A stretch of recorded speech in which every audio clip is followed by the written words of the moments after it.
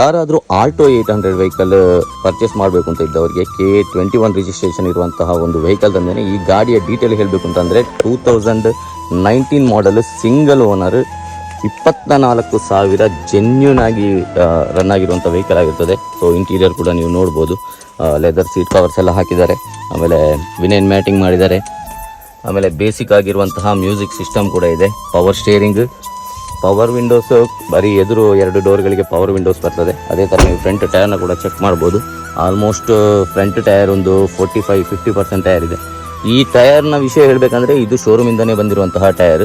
So ಗಾಡಿ ತಗೊಳ್ಳುವಾಗ 2019ನಲ್ಲಿ ಬಂದಿರುವಂತಹ ಟೈರ್. ಎಲ್ಲ 4 ಟೈರ್ಗಳು ಕೂಡ ಕಂಪನಿಯ ಶೋರೂಮಿಂದ ಬಂದಿರುವಂತಹ ಟೈರ್. ಈ ಗಾಡಿಯ ಕಂಪ್ಲೀಟ್ ಶೋರೂಮ್ ಹಿಸ್ಟ್ರಿ ಕೂಡ ನಿಮಗೆ ಸಿಗ್ತದೆ.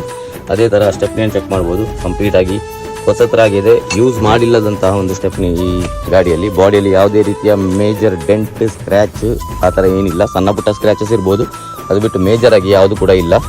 ಸೊ ಈ ಗಾಡಿಯ ರೇಟ್ನ ಬಗ್ಗೆ ತಿಳ್ಕೊಬೇಕಂತಂದರೆ ನನಗೆ DM ಮಾಡಿ, ಆ ಥರನೇ ಯಾರಾದರೂ ಪರ್ಚೇಸ್ ಮಾಡಲಿಕ್ಕೆ ಮುಂದೆ ಇರುವವರಿಗೆ ಈ ರೀಲನ್ನು ಶೇರ್ ಮಾಡಿ.